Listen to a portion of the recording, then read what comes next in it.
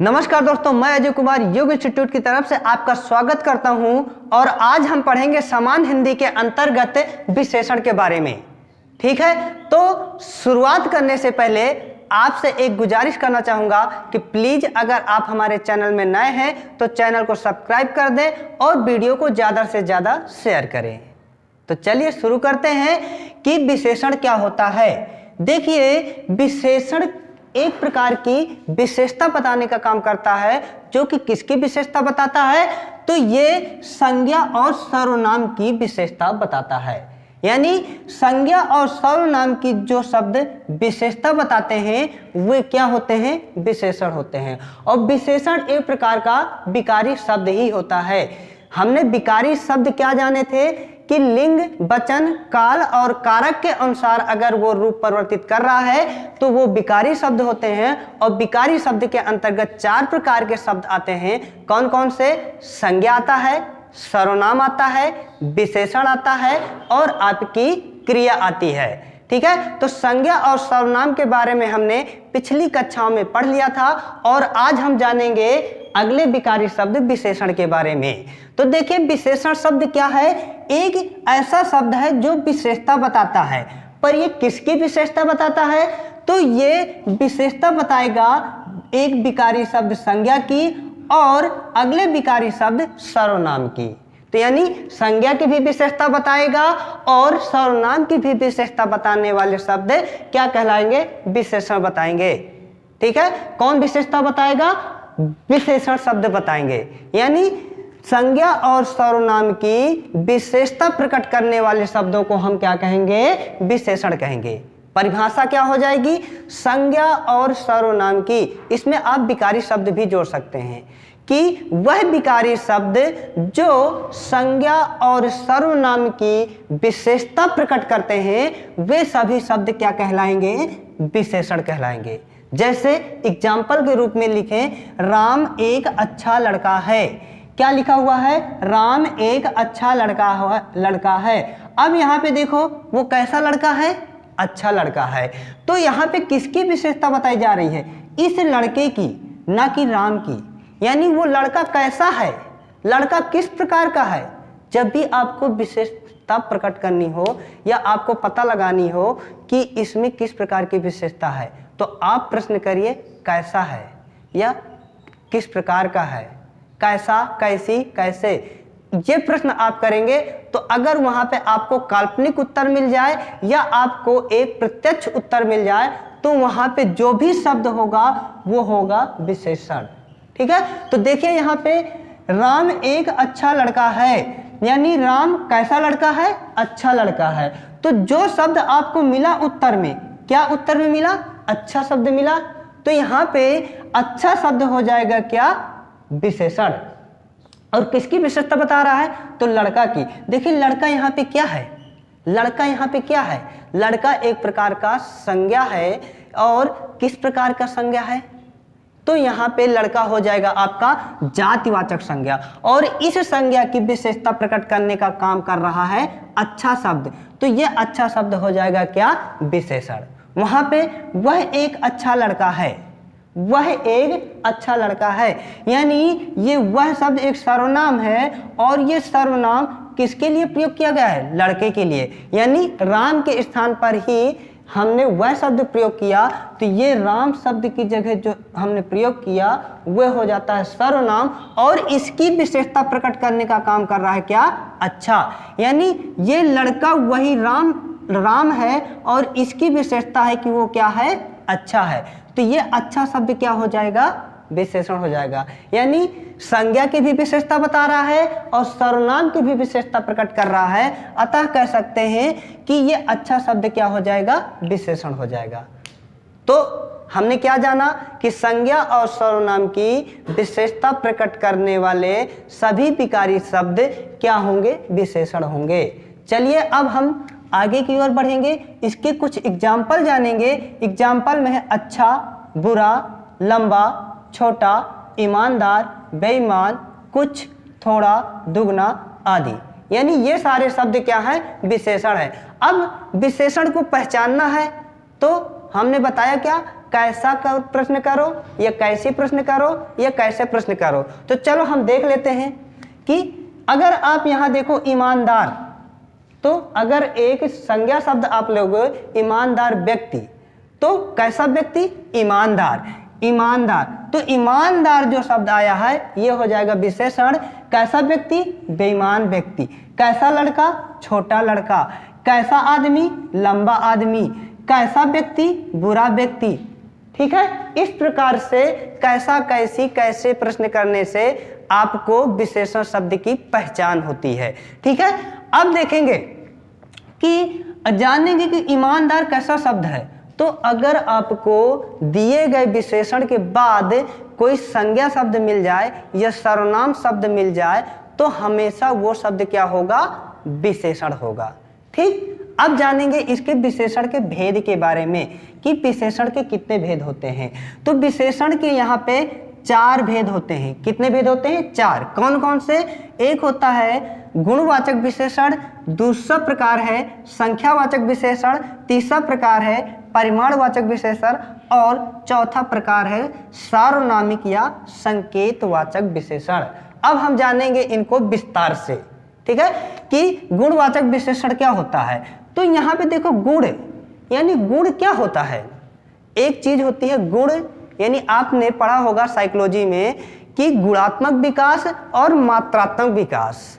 तो जो गुणात्मक विकास होता है बेटा, तो उसको आप माप नहीं सकते, सिर्फ आपको गुणों का भाव होगा। गुणों का भाव मतलब कि लंबा होगा, कि छोटा होगा, कि बुरा होगा, कि अच्छा होगा, यानी इस प्रकार के जो विकास होंगे वे सभी गुण के अंतर्गत आते हैं। और अगर व्यक्ति कहा जाए कि व्यक्ति के शरीर में वृद्धि हो रही है, यानी 5 मीटर लंबा है, 4 मीटर छोटा है, 2 किलोमीटर जाना है, ठीक है, थोड़ा सा, इस तरह के शब्द जो हैं वो मात्रात्मक होते हैं। तो हमें क्या जानना है कि गुणवाचक विशेषण, तो इसके अंतर्गत कैसा विशेषण हो जाएंगे? यानी वे विशेषण शब्द जो किसी व्यक्ति के या वस्तु के गुणों को प्रकट करे। अब गुण के अंतर्गत रूप, रंग, आकार, दशा, स्थिति आदि की विशेषता प्रकट करे तो वहां पे क्या हो जाएगा? गुणवाचक विशेषण हो जाएगा। एग्जाम्पल में देखते हैं कि अच्छा, मोटा, सुंदर, ईमानदार, ये सभी शब्द गुणवाचक विशेषण के अंतर्गत आते हैं। एग्जाम्पल में देखेंगे जैसे मोहन ईमानदार है।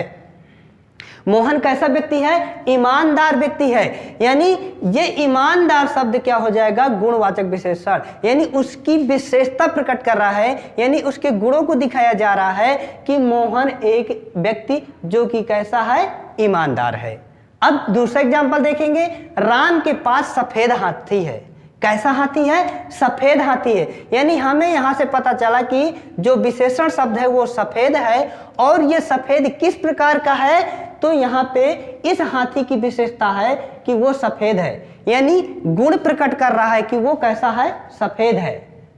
यानी गुण कैसे हो सकते हैं? सफेद, काला, बेईमान, गंदा, बुरा, अच्छा, छोटा, नाटा, जो इस तरह के शब्द हैं वे सभी गुणों को प्रकट करते हैं। और यही शब्द क्या होते हैं? गुणवाचक विशेषण होते हैं। आपको समझ में आ गया होगा। तो चलिए हम अगले विशेषता की तरफ या अगले प्रकार की तरफ कुछ करते हैं। और अगला प्रकार है संख्यावाचक विशेषण। अगला प्रकार कौन सा है? संख्यावाचक विशेषण। और संख्यावाचक विशेषण क्या होते हैं? यानी ऐसे विशेषण जो संख्यात्मक हो, यानी संख्या के माध्यम से हमें पता चले।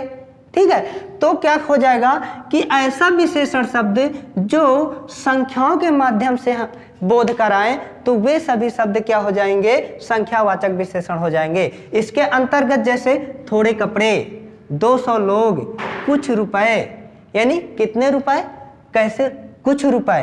कितने लोग? 200 लोग। थोड़े कपड़े, यानी कितने कपड़े? थोड़े कपड़े, यानी संख्या। संख्या का मतलब है कि बेटा जिन्हें हम गिन सकते हैं, जिन्हें हम काउंट कर सकते हैं। ऐसा नहीं है अगर हम बोल दें कि तेल या दाल या आटा, क्या हम इन चीजों को गिन सकते हैं क्या? नहीं।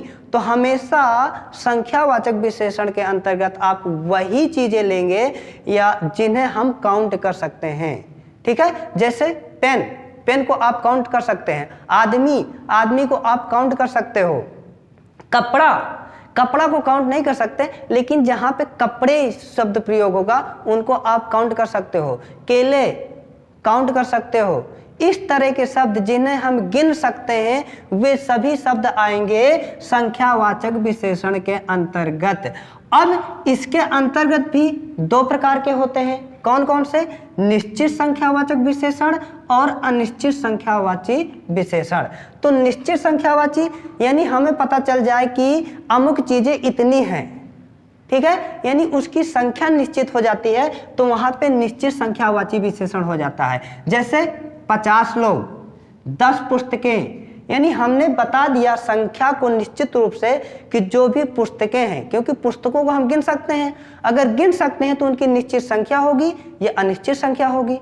अगर कह दें कि कुछ पुस्तकें, तो यहाँ पे कुछ एक अनिश्चितता का बोध कराएगा, और कह दें कि 10 पुस्तकें, तो 10 यहाँ पे फिक्स हो गई कि उनकी संख्या कितनी है? 10 है।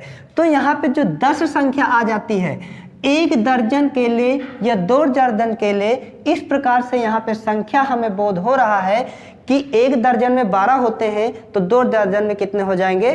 24 हो जाएंगे। यहाँ पे कोई शब्द लगा सकते हो आप, दर्जन, कौन से शब्द लगाओगे आप? जिन्हें हम काउंट कर सकते हैं, ठीक। तो यहाँ पे जिन्हें काउंट कर सकते हैं उनके हिसाब से जो भी शब्द होंगे, जैसे 50 लोग, 10 पुस्तकें, 1 या 2 दर्जन केले, तो ये सभी निश्चित संख्यावाची विशेषण के अंतर्गत आ जाते हैं। अनिश्चित संख्यावाची विशेषण यानी ऐसे संख्यावाची विशेषण या ऐसे संख्यावाचक विशेषण जिनको हम गिन नहीं सकते, अर्थात गिन तो सकते हैं लेकिन उनकी संख्या निश्चित ना हो, तो वे सभी शब्द क्या हो जाएंगे? अनिश्चित संख्यावाची विशेषण। जैसे कुछ लोग, दर्जन भर कपड़े या दर्जन भर केले। अब दर्जन भर, मन भर कह दिया जाता है ना कभी कभी कि यार मेरे पास मन भर कपड़े हैं, मेरे पास मन भर केले हैं। मन भर का मतलब है कि जरूरी नहीं है कि 1 दर्जन केले कह दें, तो 1 दर्जन केले कहेंगे तभी हम यहाँ पे संख्या निश्चित हो पाएगी कि 1 दर्जन यानी 12 केले हैं। पर अगर दर्जन भर केले हैं तो निश्चित नहीं है कि उसके पास 1 दर्जन है या 2 दर्जन है, यह हो सकता है कि दर्जन के आस पास हो, 11 हो, 10 हो या 12 हो या 13 हो, यानी यहाँ पे निश्चित नहीं है। इसीलिए जो भी शब्द आते हैं दर्जन भर या मन भर, वो हमेशा अनिश्चितता का बोध कराते हैं, और यहाँ पे दर्जन भर केले अगर शब्द प्रयोग करेंगे तो वो अनिश्चित संख्यावाची विशेषण के अंतर्गत आ जाते हैं। थोड़े पैसे, अब थोड़े पैसे से यानी पैसों को हम गिन सकते हैं, रुपयों को हम गिन सकते हैं, पर यहाँ पे थोड़े शब्द लग गया है, ये हमें अनिश्चितता का बोध कराता है, और यहाँ पे ये थोड़े शब्द क्या हो जाएगा? अनिश्चित संख्यावाची विशेषण के अंतर्गत आ जाएगा, ठीक है। अब हम देखेंगे इसके अगले प्रकार के परिमाणवाचक विशेषण को, जानेंगे कि परिमाणवाचक विशेषण क्या होता है। तो देखिए, परिमाण, आपने एक शब्द सुना होगा परिमाण और दूसरा शब्द सुना होगा परिणाम, यानी दोनों में अंतर है, एक होता है परिणाम और दूसरा होता है परिमाण। तो जो परिणाम होता है बेटा, वो हमेशा नतीजे को व्यक्त करता है, यानी रिजल्ट को व्यक्त करता है। परिणाम क्या होता है? फल होता है। और परिमाण मात्रा को प्रकट करता है, यानी आपकी क्वांटिटी को बताता है। तो यहाँ से परिमाण से किसका पता चलता है? मात्रा का। तो वे शब्द, वे विशेषण शब्द जिनसे हमें किसी वस्तु के मात्रा का पता चलता है, तो वहां पे क्या होगा? परिमाणवाचक विशेषण होगा। तो देखिए, मात्रा में यानी जहां भी आपको मात्रा प्रकट हो और मात्रा के पीछे क्या लगी हो बेटा? इकाई लगी हो। क्या लगी हो? इकाई लगी हो। यानी भौतिकी की इकाई युक्त जो भी विशेषण आपको मिलेंगे वे सभी क्या कहलाएंगे? परिमाणवाचक विशेषण हो जाएंगे। जैसे 2 किलोग्राम, अब यहाँ पे संख्या प्रकट हुई और संख्या के बाद क्या लगी है? किलोमीटर, यानी यहाँ पे दूरी की मात्रा बताई जा रही है कि कितनी दूरी है? 2 किलोमीटर है। तो ये देखो इकाई है, जो किलोमीटर शब्द लिखा हुआ है वो क्या है? यहाँ पे इकाई है। 4 मीटर, अब 4 मीटर कुछ भी हो सकता है, 4 मीटर रस्सी हो सकती है, 4 मीटर कपड़ा हो सकता है। यानी कहने का मतलब है कि इस 4 मीटर के बाद हमें कोई संज्ञा शब्द मिला है या कोई विशेष सर्वनाम शब्द मिले तो हमेशा उसके जो शब्द है यानी उसके पहले जो शब्द प्रयोग हुआ है वो हो जाएगा विशेषण। और कैसा विशेषण हो जाएगा, क्योंकि ये मात्रा बता रहा है 4 मीटर दूरी यानी दूरी की मात्रा बता रहा है, 4 मीटर कपड़ा यानी कपड़ा की मात्रा को प्रकट कर रहा है। अतः यहाँ पे क्या हो जाएगा, ये 4 मीटर विशेषण हो जाएगा। और कैसा विशेषण हो जाएगा, परिमाणवाची विशेषण हो जाएगा। कुछ आटा यानी आटा, जो आटा शब्द होता है तो हमेशा तौल के दिया जाएगा ना, और तौल के दिया जाएगा तो वो 2 किलोग्राम दिया जाएगा या 3 किलोग्राम दिया जाएगा, है ना। तो मात्रा यहाँ पे यानी जिन्हें हम तौल सकते हैं, नाप सकते हैं, माप सकते हैं, वे सभी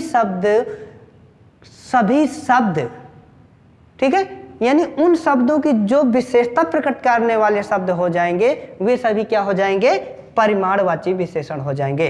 कुछ आटा, तो यानी कुछ आटा, आटा शब्द यहाँ पे क्या है, संज्ञा है, और इसकी विशेषता प्रकट कर रहा है क्या, कुछ शब्द यानी कुछ। तो यहाँ पे कुछ शब्द हो जाएगा क्या, परिमाणवाची। यह आटा शब्द नहीं होगा परिमाणवाची विशेषण, ये कुछ शब्द होगा। क्यों, जो कुछ है वही आटा की विशेषता प्रकट कर रहा है। और आटा शब्द यहाँ पे संज्ञा है या कोई सर्वनाम की विशेषता प्रकट करने वाला अगर कोई शब्द आता तो जो विशेषता प्रकट करे वही आपका विशेषण हो जाएगा। और यहाँ पे आटा एक परिमाणवाची या जिसकी हम मात्रा प्रकट कर सकते हैं ऐसा शब्द है, और उस शब्द की विशेषता प्रकट करने का काम क्या कर रहा है, कुछ कर रहा है। अतः यहाँ पे कुछ क्या हो जाएगा, परिमाणवाची विशेषण हो जाएगा। ठीक है, अब देखते हैं इस परिमाणवाची विशेषण के भी 2 प्रकार होते हैं। कौन कौन से, एक होता है निश्चित परिमाणवाची विशेषण और दूसरा हो जाता है अनिश्चित परिमाणवाची विशेषण। तो निश्चित परिमाणवाची के अंतर्गत यानी किसी वस्तु की मात्रा को हम निश्चित रूप से प्रकट करें तो वहां पे जो शब्द आएगा, निश्चित रूप से जो शब्द आएगा वो हो जाएगा आपका निश्चित परिमाणवाची विशेषण। जैसे 5 लीटर दूध, तो यहाँ पे जो 5 लीटर शब्द आया है, ठीक है, दूध की विशेषता प्रकट कर रहा है 5 लीटर, और 5 लीटर क्या है, एक निश्चित है यानी निश्चित परिमाण है। तो ये हो जाएगा क्या, 5 लीटर शब्द क्या हो जाएगा, निश्चित परिमाणवाची। 2 किलोमीटर, 2 किलोग्राम चावल, 2 किलोग्राम चावल यानी कितना चावल, 2 किलोग्राम, यानी 2 किलोग्राम जो शब्द है ये मात्रा है। और कैसी मात्रा है, ये निश्चित है। तो ये विशेषण कैसा हो जाएगा, निश्चित परिमाणवाची विशेषण।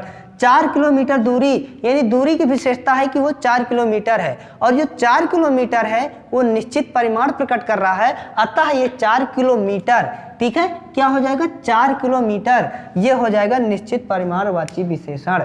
अब देखेंगे हम अनिश्चित परिमाणवाची विशेषण। अनिश्चित परिमाणवाची विशेषण में आ जाते हैं जरा सा, थोड़ा सा, यानी ऐसी मात्रा जो हमें अनिश्चितता का बोध कराए, यानी हमें पता नहीं चले कि अमुक चीज कितने किलोमीटर है या कितने किलोग्राम है। इस तरह के जो शब्द आ जाएंगे तो वो हो जाएंगे अनिश्चित परिमाणवाची। जैसे जरा सा, थोड़ा सा, मन भर। अब मन भर अनाज यानी अनाज कितना, मन भर। क्या मन भर कहने से उस आपको निश्चित मात्रा का पता चल रहा है क्या, नहीं चल रहा है ना। तो यहाँ पे जो मन भर शब्द होगा वो हो जाएगा क्या, अनिश्चित परिमाणवाची। जरा सा शब्द हो जाएगा आपका अनिश्चित परिमाणवाची, थोड़ा सा शब्द हो जाएगा यहाँ पे अनिश्चित परिमाणवाची। इसी तरह कुछ धन, थोड़ा कपड़ा, ये भी हो जाएंगे। तो यहाँ पे थोड़ा शब्द हो जाएगा, यहाँ पे कुछ शब्द हो जाएगा, ये सभी शब्द क्या होते हैं, अनिश्चित परिमाणवाची के अंतर्गत आ जाते हैं। ठीक है, अब एक होता है थोड़ा कपड़ा और थोड़े कपड़े। आप ध्यान दीजिएगा, थोड़ा कपड़ा और थोड़े कपड़े दोनों में अंतर है। एक यहाँ पे संख्यावाची विशेषण है, एक यहाँ पे परिमाणवाची विशेषण है। तो आप लोग जरा ध्यान दीजिए कि कौन संख्यावाची विशेषण होगा और कौन परिमाणवाची विशेषण हो जाएगा। जब हम नाम लेंगे थोड़ा कपड़ा, तो थोड़ा कपड़ा यहाँ पे परिमाण का बोध करा रहा है, यानी थोड़ा कपड़ा हो सकता है वो 4 मीटर कपड़ा हो सकता है 3 मीटर कपड़ा हो सकता है 1 मीटर कपड़ा हो, यानी थोड़ा सा कपड़ा चाहिए चाहे आप 1 मीटर दे दो, चाहे आप 2 मीटर दे दो, हमें ज़्यादा नहीं चाहिए कि 20 मीटर, 50 मीटर, 60 मीटर, थोड़ा कपड़ा। यानी यहाँ पे आपकी मात्रा प्रकट की जा रही है, ठीक है। तो थोड़ा कपड़ा हो जाएगा परिमाणवाची विशेषण, और परिमाणवाची के अंतर्गत कौन सा विशेषण होगा? अनिश्चित परिमाणवाची विशेषण। और थोड़े कपड़े यानी 1 कपड़े की 2 कपड़े 3 कपड़े, मेरे पास 2-4 कपड़े हैं, है ना, मेरे पास थोड़े कपड़े हैं। थोड़े का मतलब 1 कपड़े या 2 कपड़े 3 कपड़े, कहने का मतलब कि यहाँ पे संख्या बताई जा रही है, यानी गिन के बता रहा है कि 1 कपड़े हैं कि 2 कपड़े हैं कि 3 कपड़े हैं। तो यहाँ पे जो थोड़े कपड़े हो जाएगा यानी थोड़े शब्द लगेगा, तो वहाँ पे हो जाएगा संख्यावाची विशेषण। यानी थोड़े कपड़े, जो कपड़े के साथ थोड़े शब्द प्रयोग हुआ है, यहाँ पे संख्यावाची विशेषण हो जाएगा। और जो कपड़ा के साथ थोड़ा शब्द लगा हुआ है वो हो जाएगा क्या? परिमाणवाची विशेषण। देखो हर चीज आपको लिख के नहीं बताई जा सकती है, तो थोड़ा हमारी बातों पर आप ध्यान दिया करिए, क्योंकि हर चीज आपको लिख के नहीं बता सकते हैं, तो आपको मौखिक चीजें बताई जा रही हैं, लेकिन सारी चीजें बताई जा रही हैं। आप जरा कंसंट्रेट होकर के चीजों को ध्यान दीजिए, आपको हर चीज यहाँ पे बताई जाएगी, ठीक है। कुछ भी विशेषण से संबंधित चीज नहीं छूटेगी, और आप जरा ध्यान से पढ़िए, ठीक है। अब देखेंगे हम इसके अगले प्रकार की तरफ। क्या है अगला प्रकार? सार्वनामिक या संकेतवाचक विशेषण। तो यहाँ पे सार्वनामिक या संकेतवाचक, इसके 2 नाम क्यों हैं? तो देखिए कि जो सार्वनामिक विशेषण है या संकेतवाचक विशेषण है, दोनों एक दूसरे के पूरक हैं। कैसे पूरक हैं? तो उससे पहले जान लेते हैं कि सार्वनामिक विशेषण क्या होते हैं। तो वे सर्वनाम शब्द जो संज्ञा की या सर्वनाम की ही विशेषता प्रकट करे, वे सभी शब्द क्या हो जाएंगे? सार्वनामिक विशेषण। यानी वह सर्वनाम शब्द जो विशेषण का काम करे, वे हो जाते हैं सारे सर्वनाम शब्द सार्वनामिक विशेषण। हालांकि ये सर्वनाम होते हैं और ये विशेषण का काम कर रहे होते हैं, इसीलिए इनका नाम पड़ जाता है क्या? सार्वनामिक विशेषण। अब ये विशेषण कब होंगे बेटा?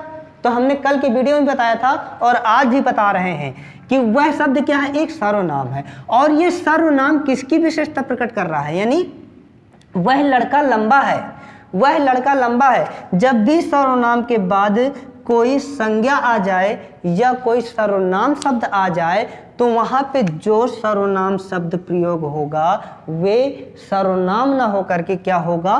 सार्वनामिक विशेषण होगा, ठीक है। यहाँ पे यह गाय काली है, यानी यह के बाद सर्वनाम के बाद तुरंत क्या आई है? संज्ञा आई है। अगर यहीं पे हो जाता बेटा कि यह काली गाय है, यानी संज्ञा और सर्वनाम के बीच में अगर कोई अन्य शब्द आ जाए, तो वहां पे ये शब्द, वह शब्द, सारे इस तरह के शब्द निश्चित सर्वनाम कहलाते हैं, ठीक है। एक निश्चय सर्वनाम होता है, एक अनिश्चय सर्वनाम होता है।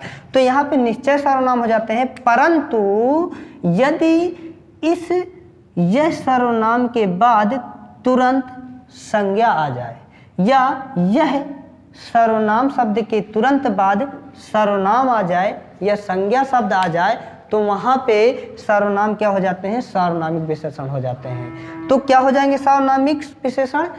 वह सर्वनाम शब्द जो विशेषण का काम करे, सार्वनामिक विशेषण कहलाएंगे, ठीक है। इसके एग्जाम्पल हो जाएंगे, वह लड़का लंबा है, यानी वह शब्द क्या हो जाएगा? सार्वनामिक विशेषण। यह गाय काली है, यानी यह क्या हो जाएगा? सार्वनामिक विशेषण हो जाएंगे, ठीक है। इसमें देखो, अब इसको संकेतवाचक क्यों कहते हैं? क्योंकि यहाँ पे संकेत का बोध हो रहा है। कैसे संकेत का बोध हो रहा है? यह गाय काली है, यह गाय काली है, यानी संकेत प्रकट हो रहा है यहाँ पे कि जो गाय है, यह गाय काली है, वह लड़का लंबा है। संकेत प्रकट किया जा रहा है, अतः इसको हम संकेतवाचक विशेषण भी कहते हैं, ठीक है। तो इस प्रकार से हमने पढ़ लिया गुणवाचक विशेषण। गुणवाचक विशेषण में गुणों को प्रकट किया जाता है, जैसे लंबा, मोटा, छोटा, नाटा, अच्छा, बुरा, ईमानदार, बेईमान, इस तरह के शब्द क्या हो जाएंगे? गुणवाचक विशेषण के अंतर्गत आ जाते हैं, ठीक है। अब देखो संख्यावाची विशेषण के अंतर्गत, संख्यावाची विशेषण को हमने पढ़ा कि जिसमें संख्या का बोध हो, यानी ऐसे व्यक्ति या ऐसी वस्तुएं जिन्हें हम गिन सकते हैं और उनको हम क्या कर सकते हैं? गिन सकते हैं तो वो संख्यावाची विशेषण के अंतर्गत आ जाएंगे। और अगर निश्चित संख्या प्रकट कर दी जाए तो निश्चित संख्यावाची विशेषण हो जाएगी, और अगर निश्चित संख्या न प्रकट की जाए तो अनिश्चित संख्यावाची विशेषण के अंतर्गत आएंगे। और हमने इसका तीसरा प्रकार पढ़ा था परिमाणवाची विशेषण, जिसमें बताया था हमने कि अगर मात्रा का बोध हो या किसी संख्या के तुरंत बाद भौतिक इकाई प्रकट हो तो वहां पे परिमाणवाची विशेषण हो जाते हैं। जैसे 2 किलो, 3 किलोग्राम, 4 मीटर, 5 मीटर, इस तरह के शब्द, मन भर अनाज, इस तरह के जो शब्द आ जाएंगे वो परिमाणवाचक विशेषण आ जाएंगे। परिमाणवाचक के भी दो प्रकार होते हैं। कौन कौन से? एक होते हैं निश्चित परिमाणवाची, एक होता है अनिश्चित परिमाणवाची। तो निश्चित मात्रा प्रकट करे तो वहां पे निश्चित परिमाणवाची, और जहां पे निश्चित मात्रा न प्रकट करे वहां पे अनिश्चित परिमाणवाची। चौथा प्रकार इसका क्या था? सार्वनामिक विशेषण, जिसमें हमने देखा कि वह सर्वनाम जो विशेषण का काम करे सार्वनामिक विशेषण हो जाएगा। इसको हम संकेतवाचक विशेषण के अंतर्गत भी लेते हैं, क्योंकि ये संकेत का काम भी करते हैं। जैसे यह गाय काली है, वह लड़का मोटा है, वह आदमी ईमानदार है। तो इस तरह से जो सर्वनाम शब्द हो जाएंगे तो वहां पे सार्वनामिक विशेषण के अंतर्गत आ जाता है। अब देखेंगे हम विशेषण संबंधी विशेषण। ठीक है, विशेषण संबंधी विशेष, सॉरी यहाँ पे है विशेषण संबंधी विशेष, यानी विशेषण से संबंधित अन्य चीजें क्या है जो हमारे एग्जाम के दृष्टिकोण से महत्वपूर्ण है। तो चलिए जानते हैं कि इसके अंतर्गत व्यक्तिवाचक विशेषण भी हैं और उद्देश्यवाचक विशेषण भी आता है, विधेय विशेषण भी आता है। इनके बारे में भी जानना जरूरी है, क्योंकि परीक्षाओं में ऐसे प्रश्न इनसे संबंधित पूछे जाते हैं। तो चलिए देखते हैं कि व्यक्तिवाचक विशेषण क्या है। तो व्यक्तिवाचक विशेषण बेटा वो विशेषण होते हैं जो किसी व्यक्ति विशेष या स्थान विशेष से संबंधित होते हैं। वे सारे विशेषण शब्द व्यक्तिवाचक विशेषण के अंतर्गत आ जाते हैं। जैसे बनारसी साड़ी, यह स्थान विशेष से संबंधित हो गया ना। कैसे? बनारसी साड़ी, कैसी साड़ी बेटा? बनारसी, यानी स्थान विशेष से संबंधित विशेषण। पंजाबी भांगड़ा, तो ये भांगड़ा कैसा? पंजाबी, यानी स्थान विशेष से। कहाँ का? पंजाब का। अब यहाँ पे देखो बीकानेरी भुजिया, यानी कहाँ की भुजिया बेटा? बीकानेर की। भारतीय लोग, लोग जो हैं वो कहाँ के? भारत के। अर्थात स्थान विशेष से अगर कोई विशेषण संबंधित हो जाता है तो वो हो जाता है व्यक्तिवाचक विशेषण।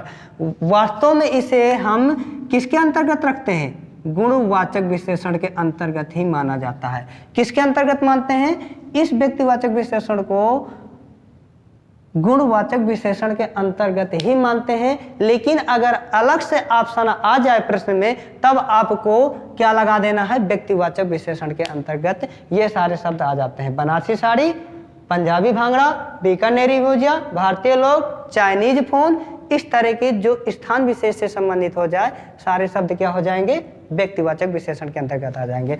अब देखेंगे कि उद्देश्य विशेषण या विधेय विशेषण क्या होते हैं। ठीक है, तो उद्देश्य विशेषण, इसी को हम कहते हैं क्या? विशेष विशेषण। क्या होते हैं विशेष विशेषण? यानी कहने का मतलब यह है बेटा कि अगर विशेष के पहले विशेषण आ जाए तो वहां पे विशेष विशेषण हो जाएगा, और यदि विशेष के बाद विशेषण आए तो वहां पे हो जाएगा क्या? विधेय विशेषण। अब ये विशेषण विशेष क्या होते हैं, है ना? विशेषण विशेष क्या होते हैं? तो देखिए, विशेषण तो हमने जान लिया कि जो संज्ञा या सर्वनाम की विशेषता प्रकट करे उन्हें हम विशेषण कहते हैं। परंतु विशेष क्या होता है? तो एक चीज देखो, यहाँ पे मैं एग्जाम्पल दे रहा हूं। यह लड़का लंबा है, ठीक है, आप इससे समझिएगा। वह लड़का मोटा है, तो यहाँ पे देखो जो मोटा शब्द है विशेषण का काम कर रहा है। क्यों? क्योंकि ये विशेषता प्रकट कर रहा है। और ये किसकी विशेषता प्रकट कर रहा है? लड़के की। तो यहाँ पे संज्ञा की या सर्वनाम की विशेषता प्रकट करने का जो काम करे वो विशेषण हो जाता है, और जिसकी विशेषता बेटा प्रकट करनी हो वो क्या हो जाता है? विशेष। यानी यहाँ पे लड़का की विशेषता प्रकट की जा रही है तो लड़का शब्द हो जाएगा क्या? विशेष। यानी जिसकी विशेषता बताई जा रही हो वो होता है विशेष। तो विशेष हमेशा क्या होंगे? विशेष हमेशा या तो संज्ञा होगी या सर्वनाम होगी, है ना। तो यहाँ पे संज्ञा या सर्वनाम के पहले विशेषण शब्द आए तो वो हो जाएगा उद्देश्य विशेषण या विशेष विशेषण। जैसे एग्जाम्पल में वह मोटा लड़का खड़ा है, वह मोटा लड़का खड़ा है, यानी जो लड़का शब्द है देखो विशेष है। क्यों? क्योंकि इसकी विशेषता प्रकट की जा रही है मोटा।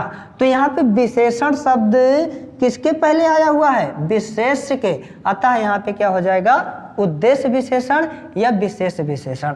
वह मेरा मकान है, वह मकान मेरा है, या वह मेरा मकान है। तो यहाँ पे देखो मेरा शब्द जो है एक सर्वनाम है और इसके तुरंत बाद क्या आया है? मकान आया है, यानी संज्ञा आया है। तो यहाँ पे ये सर्वनाम ना होकर के क्या हो जाएगा? सार्वनामिक विशेषण हो जाएगा। और ये विशेषण किसके पहले आया है? विशेष के पहले आया है। क्यों? क्योंकि मकान की विशेषता बताई जा रही है और इस प्रकार से ये मकान विशेष हो जाएगा। और विशेष के पहले विशेषण शब्द आए तो वहां पे हमेशा क्या होगा? उद्देश्य विशेषण होगा या विशेष विशेषण हो जाएगा। ठीक है। तो अब हम देखेंगे विधेय विशेषण क्या होता है। तो विशेष के बाद अगर विशेषण शब्द आए तो वो हो जाता है क्या? वहां पे जो विशेषण शब्द प्रयोग होगा वो हो जाएगा विधेय विशेषण। जैसे वह लड़का मोटा है, वह लड़का मोटा है। अब यहाँ पे देखो कि लड़का शब्द क्या हो जाएगा और मोटा शब्द क्या हो जाएगा। तो मोटा शब्द यहाँ पे हो जाएगा विशेषण और ये शब्द हो जाएगा क्या? विशेष। यहाँ पे देखो विशेष के बाद अगर विशेषण शब्द आए, ठीक है, विशेष के बाद यहाँ पे देखो विशेष के बाद अगर विशेषण शब्द आए तो वहां पे विधेय विशेषण हो जाएगा। जैसे यह मकान पुराना है, तो यहाँ पे मकान शब्द जो है संज्ञा है और संज्ञा ही क्या होते हैं? विशेष होते हैं। संज्ञा क्या होते हैं बेटा? विशेष होते हैं। और पुराना शब्द क्या है? यानी उसकी विशेषता है। तो यहाँ पे विशेषण हो जाएगा पुराना, मकान हो जाएगा विशेष और इस प्रकार से विशेष के बाद विशेषण शब्द आया हुआ है। अतः यहाँ पे क्या हो जाएगा? विधेय विशेषण। ठीक है। अब देखेंगे कि विशेषण की अवस्थाएं कितनी होती हैं। आप लोगों ने अंग्रेजी में पढ़ा होगा क्या? डिग्रियां। कैसे degree? Positive degree, comparative degree और एक होता है क्या? Superlative degree. सेम यहाँ भी जो अवस्थाएं हैं वही डिग्रियां हैं।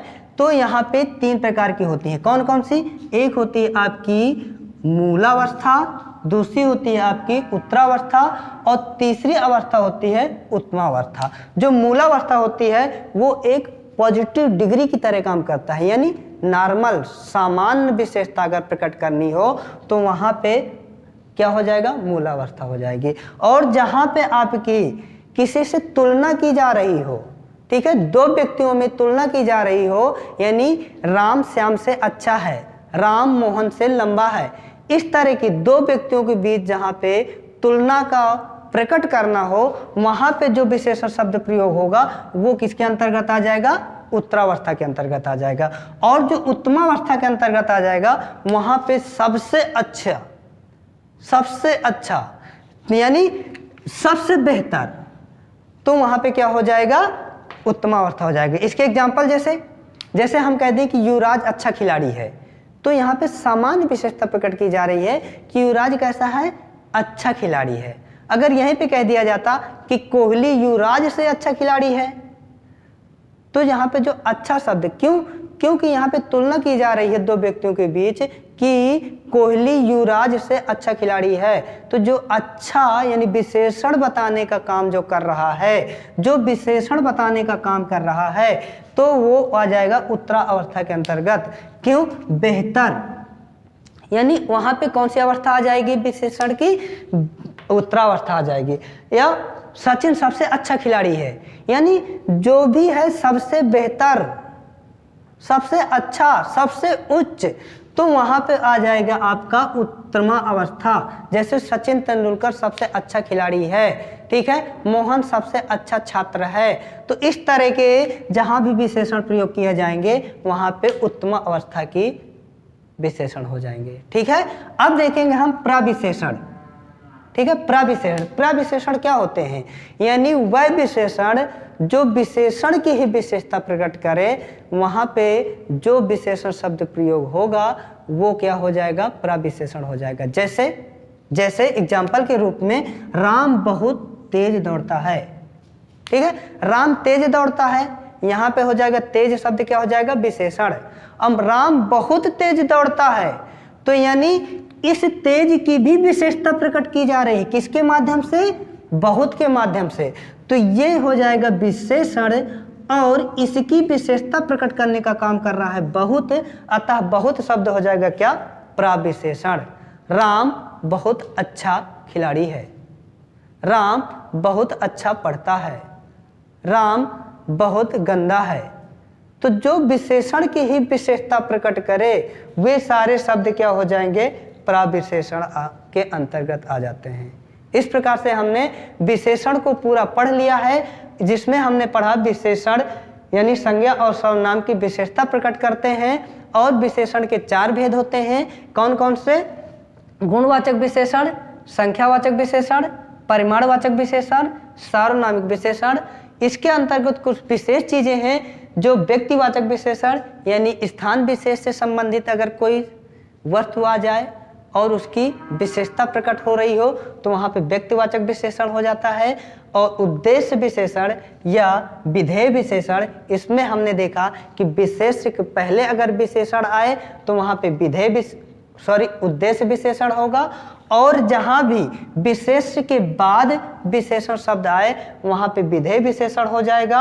और विशेषण के अवस्थाओं के रूप में हम 3 अवस्थाएं पढ़ते हैं, एक होता है आपका मूलावस्था, दूसरी होती है उत्तमावस्था और तीसरा आप पढ़ेंगे क्या, उत्तरावस्था, यानी मूलावस्था, उत्तरावस्था और उत्तमावस्था। ठीक है, मूलावस्था में आप सामान्य विशेषता प्रकट करते हैं और उत्तरावस्था में हम तुलनात्मक विशेषता प्रकट करते हैं और उत्तमावस्था में श्रेष्ठ या उच्चतर की स्थिति को हम दर्शाते हैं। इस प्रकार से हमने आज विशेषण को पढ़ लिया है और आज इतना ही दोस्तों। नेक्स्ट वीडियो बहुत जल्द लेकर के आएंगे, तब तक के लिए आपसे विदा चाहेंगे। अगर आप हमारे चैनल में नए हैं तो प्लीज़ चैनल को लाइक करें, सब्सक्राइब करें और ज़्यादा से ज़्यादा शेयर करें। ठीक है, आप हंसते रहें, मुस्कुराते रहें। थैंक यू, धन्यवाद, जय हिंद, जय भारत।